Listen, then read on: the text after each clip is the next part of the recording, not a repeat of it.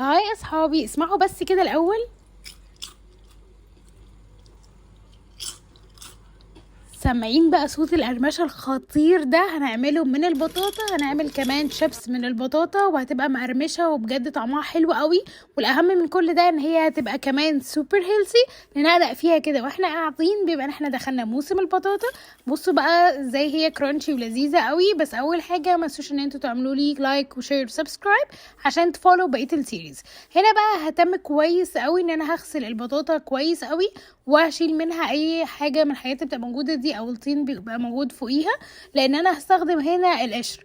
بس هقولكوا على برضو تركه كده، اللي حابب ان هي القشر برضو بيدي لون غامق شويه عن لون البطاطا، بس الصراحه بيديها قرمشه لذيذه. فلو حابين ان انتوا تشيلوه ممكن تشيلوها عادي، مفيش مشكله، وتقشروها وتعملوها من غير قشر. بس انا حبيت القشر بتاعها، وانا اصلا في العادي بحب قشر البطاطا فحطيته الصراحه واستغليت الفرصه دي.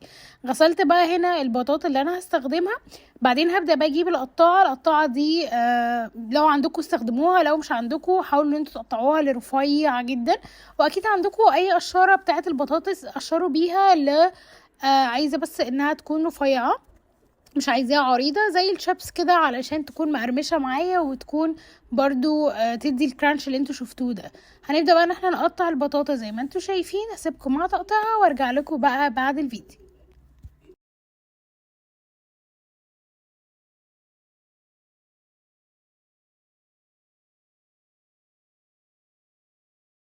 عانيت الصراحة كتير في التقطيع ده، لان هي نفسها مش ماسكة نفسها قوي، وده بالنسبة للآلة اللي انا بقطع بيها.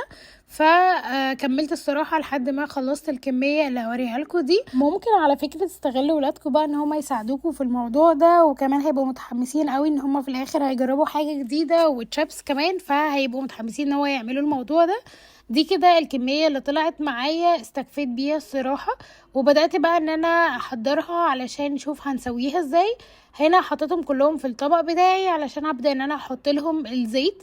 هنا بصوا بقى، ده شكلها هي رفيعة جدا جدا، فخلي بالكم مش هتاخد وقت معانا خالص في السوا، لان زي ما انتوا شايفين تقطيعها كان رفيع قوي، فيرجع حسب برضو تقطيعكم ليها. حطيت رشة بسيطة قوي من زيت الزيتون وعملت لهم ماكس كده كلهم مع بعض. تقدروا بقى تحطوها في الفرن، وانا طبعا كان لازم استخدم الاير فراير، ودي حاجة انا مش بستغنى عنها في اكلات كتيرة قوي. حطيتهم كلهم في الاير فراير على درجة حرارة 200، بس خدوا بالكم لانها هتستوي بسرعه جدا علشان هي رفيعه قوي. فمن بعد اول 5 دقايق حاولوا ان انتوا تتابعوها وتقلبوهم كده مع بعض لحد ما توصلوا للدرجه الجولد كده، وفي نفس الوقت تكون مقرمشه، وبكده تكون جاهزه معايا مقرمشه جدا ومش محتاجه اي توابل. يا دوب ان انتوا بس تاكلوها بالهنا والشفا عليكم. حاجه كده سوبر تيستي، وبجد فوائد البطاطا حلوه جدا، حاجه كده مغذيه ولذيذه وطعمها حلو قوي. بس كده استنوا ريسيبي بكره.